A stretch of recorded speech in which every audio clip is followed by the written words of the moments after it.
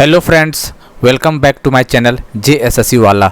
चलिए दोस्तों, हम लोग करने वाले आज इंपॉर्टेंट आर्टिकल का कुछ क्वेश्चन देख लेते हैं दोस्तों। क्योंकि दोस्तों देखिए, ये आर्टिकल क्वेश्चन जो JEE एग्जाम में आ रहा है और JEE में कुछ अच्छा आर्टिकल पूछ रहा है। जैसे शुरुआत में तो ऊपर पूछ रहा था ना, लेकिन चलिए हम कोशिश करते हैं जितना भी एग्जाम आया हुआ क्वेश्चन है आर्टिकल का, वो हम सारा क्वेश्चन आपको करवाने वाले हैं। ठीक है, ऑब्जेक्टिव क्वेश्चन के माध्यम से क्वेश्चन रहेगा और आपको उसका आंसर रहेगा। ठीक है, और ये वीडियो JSSC CGL वाले जरूर देखिएगा, क्योंकि आपके भी एग्जाम में आर्टिकल आएंगे। ऐसा बात नहीं है कि आप आर्टिकल आप छोड़ के जाइएगा तो अच्छा खासा एग्जाम चला जाएगा, नहीं, आपको भी आर्टिकल पढ़ना। इसलिए JEE वाले छात्र को देखना ही देखना है, प्लस CGL वाले को भी आर्टिकल देखना है। अभी आर्टिकल देखिए कुछ 30-35 जितना भी क्वेश्चन करवाने वाले हैं, आपको एक बार देख के जाइए, शायद दिमाग में आपको रहेगा तो एग्जाम अच्छा कर सकते हैं। ठीक है ना। चलिए तो चैनल को सब्सक्राइब कर लीजिएगा नहीं किए होंगे तो, और टेलीग्राम चैनल JSSC वाले पे जुड़ जाइएगा। ठीक है, चलिए बताइए, अनुच्छेद 43B को भारत के संविधान में डैश के रूप में सम्मानित किया गया था। Article 43B was inserted as the dash in the constitution of India. बताइए, संवैधानिक निकाय, fundamental right, DPSP, fundamental right. तो 43 बताइए क्या होगा यहाँ पे, DPSP के अंदर आता कि नहीं बताइए। तो DPSP मतलब राजनीति के निर्देशक सिद्धांत है, मतलब DPSP के अंदर आता है 43B का। ठीक है, तो ये आंसर 43B, इसका आंसर 3 हो जाएगा। ये बताइए, भारतीय संविधान के निम्नलिखित में से कौन सा अनुच्छेद निर्देशक सिद्धांतों के आवेदन के बारे में बताता है। विच of the following articles of the Indian constitution state about the application of the directive principle. कौन सा आर्टिकल 42 बताइए।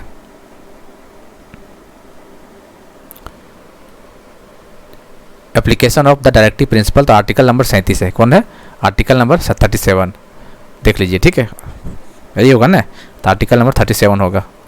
ये बताइए, which of the following article of the Indian constitution talks about joint sitting of both houses. बहुत important article है ये, joint sitting का बात करेगा, दोनों सदनों की संयुक्त बैठक के बारे में कौन आर्टिकल बताता है दोस्तों। तो याद रखिएगा हमेशा, बहुत इंपॉर्टेंट 108 आर्टिकल। कौन सा, 108 आर्टिकल बताता है। ठीक है, ये बताइए, which article of the Indian constitution state that no person shall be prosecuted and punished for the same offence for more than once. अच्छा, ये बात बताइए कौन बोलता है। भारतीय संविधान के किस अनुच्छेद में कहा गया है कि किसी भी व्यक्ति पर एक ही अपराध के लिए एक से अधिक बार मुकदमा नहीं चलाया जा सकता। ये बात बोला गया है, ये कौन सा आर्टिकल बोलता है बताइए।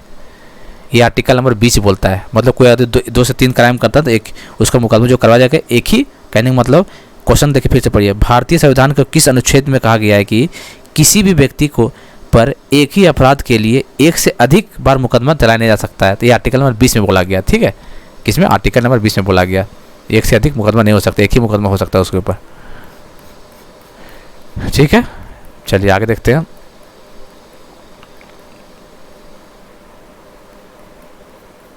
ये बताइए, आर्टिकल 280 के बारे में बताना है। भारत के संविधान का अनुच्छेद 280 किस संवैधानिक निकाय के बारे में बात करता है। 280 280 बताइए, 280 किसका है, वित्त आयोग, फिनांस कमीशन। जी हाँ दोस्तों, 280 फिनांस कमीशन।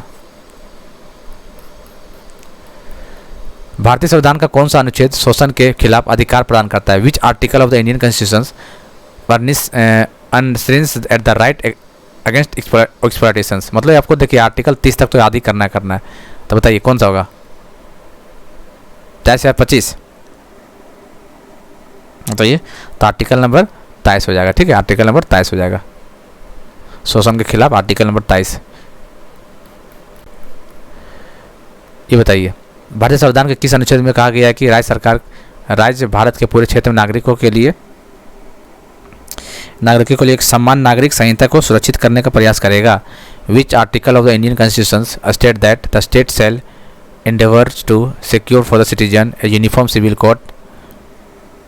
ये तो क्वेश्चन आ चुका है दोस्तों, ये क्वेश्चन आ चुका है और आगे भी आएगा, इंपॉर्टेंट भी है। यूनिफॉर्म सिविल कोड का चर्चा भी हो रही है मार्केट में, पता ही आपको, तो ये चीज़ आपको करना है। ठीक है, इंपॉर्टेंट है ये। ये बताइए, चलिए तो हो चुका है। ये बताइए, which article of the constitution of India under the DPSP talks about organisation of village panchayat. ये आर्टिकल आपको JEE एग्जाम में शुरू दिन में क्वेश्चन आ गया था, जो शुरुआत हुआ था 2 तारीख को, ये सेम क्वेश्चन उठ के आ गया था वहाँ पे। ठीक है, तो शायद ये आर्टिकल आपको पता ही होगा, आर्टिकल 40। कौन सा आर्टिकल, आर्टिकल 40 हो जाएगा।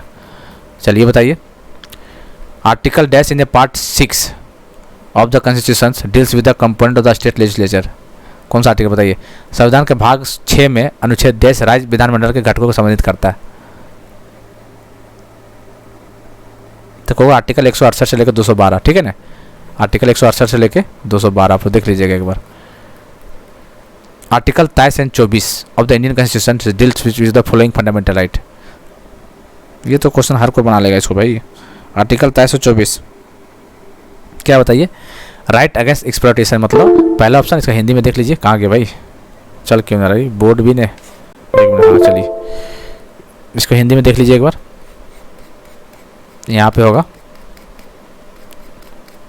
ये बताइए भारतीय संविधान का अनुच्छेद 23 और 24 निम्नलिखित में से किस मौलिक अधिकार से संबंधित है?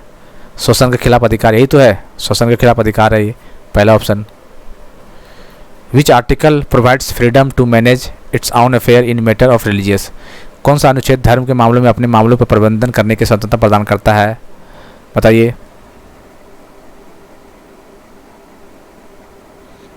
कौन सा आर्टिकल दोस्तों? आर्टिकल नंबर बताइए, रिलीजियस वाला आर्टिकल कौन सा? 26। एक ही ऑप्शन दिखिए रहा है 25 के 30 के बीच में, 26 से दिख रहा है, तब ऑप्शन सी हो जाएगा, article 26। Which of the following article of the Indian constitution provides protection of life and personal liberty, बहुत इंपॉर्टेंट आर्टिकल है। आर्टिकल 21 यही तो बोलता है ना, क्या बोलता है? अनुच्छेद जीवन और व्यक्तिगत स्वतंत्रता की सुरक्षा प्रदान करना, आर्टिकल 21 यही है। Protection of life and personal liberty, article 21 important है ये। मनी बिल, मनी बिल सुनते ही आपको क्या करना है? क्वेश्चन छोड़ के भाग जाना? नहीं, मनी बिल सुनते ही आपको 110 मार के चल जाना है वहाँ से, ठीक है। मनी बिल, धन विधेयक 110, ठीक है। Which article of the constitution of India state the right to freedom of speech, बोलने का अधिकार, अभिव्यक्ति की स्वतंत्रता का अधिकार, भाषण और अभिव्यक्ति की स्वतंत्रता का अधिकार बताया गया, कौन सा आर्टिकल बताइए? तो कौन सा आर्टिकल? आर्टिकल नंबर 19 है। In the Indian constitution the right to freedom is covered from dash to dash, right to freedom बताइए। Right to freedom fundamental right पढ़े होंगे ना आप लोग, बताइए। Right to freedom is covered 19 से लेकर 22 तक, यही तो है फ्रीडम वाला। 21 अभी वही नहीं पढ़े, 20 वाले क्या पढ़े अभी? तो 19 से लेकर 22, 19 से लेकर 22, ठीक है। ये बताइए article 51 Indian constitution about, article 51 किसके बारे में बात करता है दोस्तों? ये क्वेश्चन आपके एग्जाम में बना हुआ है, ठीक है, इंपॉर्टेंट क्वेश्चन है बोला। आर्टिकल 51 क्या बोलता है? Promotion of international peace and security, यही तो बोलता है, हिंदी में देख लीजिए। अंतर्राष्ट्रीय शांति और सुरक्षा को बढ़ावा देना, आर्टिकल नंबर 51 है, ठीक है। क्या आर्टिकल नंबर? अंतर्राष्ट्रीय शांति एवं सुरक्षा को बढ़ावा देना, आर्टिकल नंबर 51 है, ठीक है ना। चलिए आगे देख रहे हैं हम लोग, कोई नहीं, आगे देख लेते हैं क्या क्वेश्चन है। सारा इंपॉर्टेंट एग्जाम में पूछा हुआ क्वेश्चन है, ठीक है, एक भी क्वेश्चन अपनी तरफ से नहीं, सब पूछा हुआ एग्जाम में। विच chapter of the Indian constitution discuss the article of parliament, बताइए कौन सा chapter? Article of parliament, Bharat के संविधान के किस अध्याय में संसद के अनुच्छेदों पर चर्चा की गई है? चैप्टर 1, 2, 3, 4, तो चैप्टर सेकंड में याद किया, ठीक है। किसमें दोस्तों? चैप्टर सेकंड में, किसमें? आर्टिकल ऑफ पार्लियामेंट के बारे में बात किया, चैप्टर सेकंड में, अध्याय सेकंड में, ठीक है, पार्लियामेंट के बारे में चर्चा किया गया। आर्टिकल 112 बताइए, ये सब आर्टिकल पता ही होगा आपको। आर्टिकल 112 एनुअल फाइनेंशियल स्टेटमेंट, क्या होता है? आर्टिकल 112 यही तो होता है, एनुअल फाइनेंशियल स्टेटमेंट को हिंदी में क्या बोलते हैं? एक बार देख लीजिए, देखिए, वार्षिक वित्तीय विवरण, ठीक है। इसका आंसर 112 आर्टिकल बोलेगा तो ये होगा annual financial statement, 112 annual financial statement, ठीक है। Annual financial statement 112 is the right answer. चलिए आगे देखते हैं, ये बताइए personal protection of life and personal life, अभी बता चुका, आर्टिकल नंबर 21 है, ये रिपीट हो गया क्वेश्चन।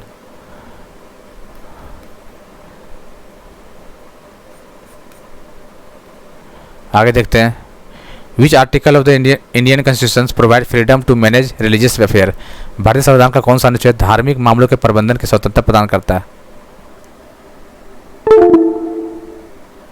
तो धार्मिक मामलों कौन सा आर्टिकल बताइए? क्या हो गया भाई? आर्टिकल नंबर 26, कौन सा अनुच्छेद? 26। ये बताइए भारत के संविधान के निम्नलिखित में से कौन सा अनुच्छेद भारत के नियंत्रण लेखा परीक्षक के कर्तव्य और शक्तियों के प्रबंधन है? बताइए।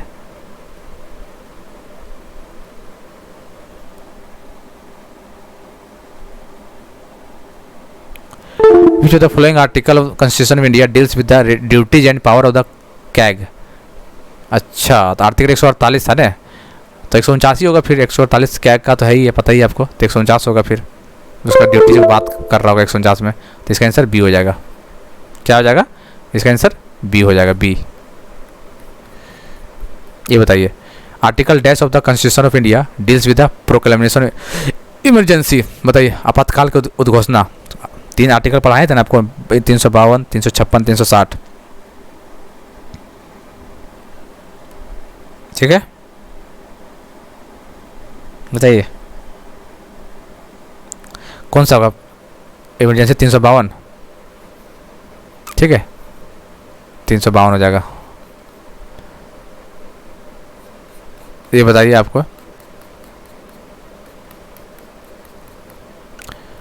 ये बताइए, भारत के संविधान के निम्नलिखित में से किस अनुच्छेद में कहा गया है कि संसद के पास संघ सूची में उल्लिखित किसी भी मामले के संबंध में कानून बनाने की विशेष शक्तियां हैं?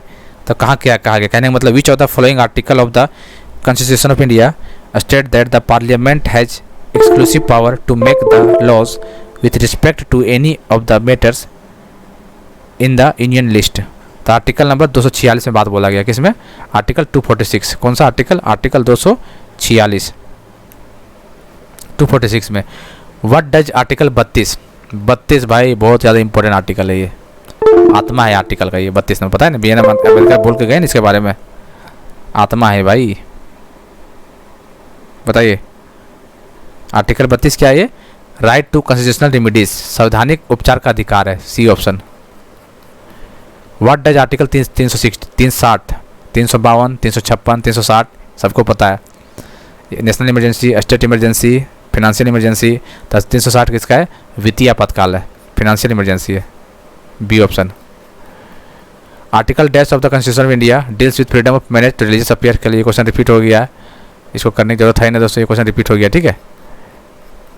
चलिए बताइए, which of the following article of the Indian constitution India empowered the parliament to provide by law for continued use English for official purpose even after 25 January 1965। अच्छा, भारत के संविधान, ये हिंदी में पढ़िए तब समझ में आएगा। देखिए, भारत के संविधान के निम्नलिखित में से किस अनुच्छेद ने संसद को 25 जनवरी 1965 के बाद भी आधिकारिक उद्देश्यों के लिए अंग्रेजी के निरंतर उपयोग के लिए कानून द्वारा प्रदान करने का अधिकार दिया? ये मतलब जेई में तो नहीं पूछेगा इतना डीप में, सीजर में ये सब क्वेश्चन बन सकता है, ये बात तो है। जेई में नहीं पूछेगा ये सब चीज़ क्वेश्चन, नहीं।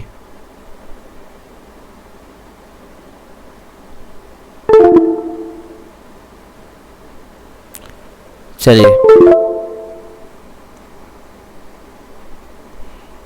कौन सा होगा इसका हिस्सा?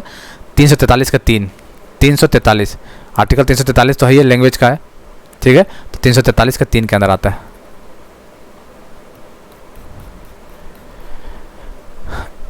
चलिए, आर्टिकल 31 के बारे में, भारत के संविधान के अनुच्छेद आर्टिकल 80 के अनुसार राज्यसभा के सदस्यों की कुल संख्या इनमें से अधिक नहीं हो सकती। कितना? 250 से अधिक नहीं हो सकती, यही तो बात आप लोग पढ़े हैं, पुराना अकॉर्डिंग क्वेश्चन। अभी तो कुछ नया बन चुका है, ठीक है। तो 250 ऑप्शन में होगा तो मार देना, और क्या,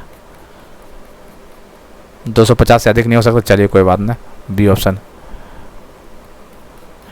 विच आर्टिकल ऑफ द संविधान of India declare that law inconsistent with part 3 before the commitment of the constitution of India 1950 are provide. कहने का मतलब दोस्तों, भारत के संविधान का कौन सा अनुच्छेद घोषित करता है कि भारत के संविधान 1950 के प्रारंभ से पहले भाग 3 के साथ असंगत कानून शून्य है?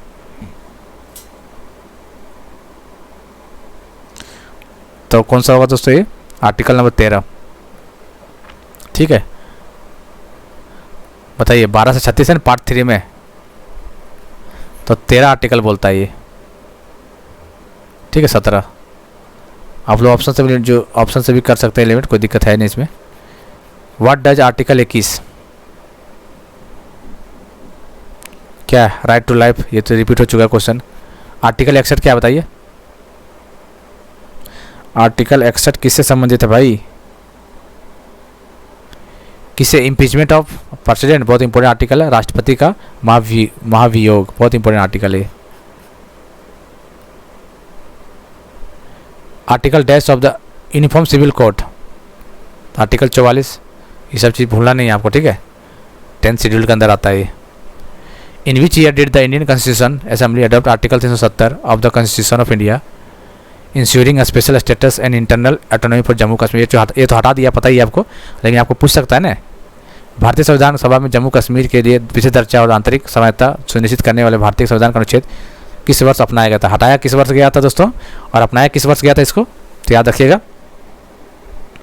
इसको जो अपनाया गया था ना, कब अपनाया गया था बताइए? 1949 में, सॉरी 47 में ज़्यादा होते हैं ना, 48-49, हाँ 2 साल के बाद। तो 1949 में इसको अपनाया गया था, ठीक है। 370 जो कि मोदी जी हटा चुके हैं इसको, ठीक है। अभी ये नहीं है आर्टिकल अब, तो पूछ सकता है एग्जाम में कि लगाया कब गया था, तो 1949 में। भारत के संविधान के किस अनुच्छेद में यह प्रावधान है कि राज्यों के राज्यपाल होंगे?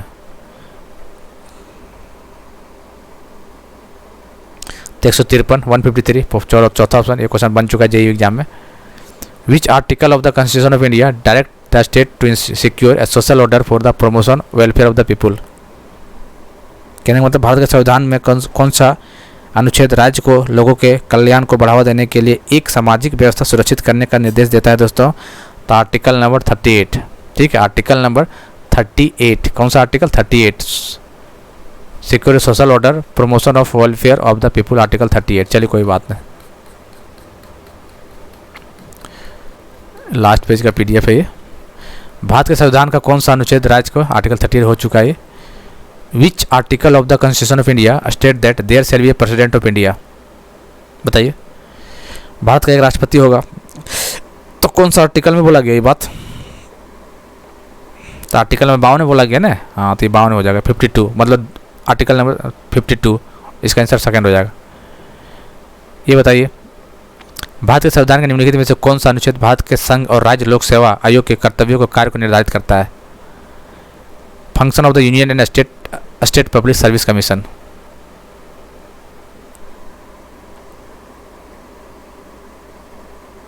बताइए, 320 आर्टिकल नंबर 320 क्या बोले? Let down the duties and function of the union and state public service commission in India, तो आर्टिकल नंबर 320। चलिए इतने क्वेश्चन था दोस्तों, कितना था टोटल? 40 क्वेश्चन था। देख लीजिएगा दोस्तों, एग्जाम पॉइंट ऑफ व्यू से काफ़ी इंपॉर्टेंट है, जेईई वाला सीजीएल दोनों के लिए इंपॉर्टेंट, ठीक है। इस पीडीएफ को हम टेलीग्राम में डाल देंगे इसको, ठीक है। टेलीग्राम चैनल जेएसएससी वाला है, उस पर जुड़ के रहिएगा, वहाँ पे मिल जाएगा आपको पीडीएफ। चलिए मिलते हैं अगले वीडियो में।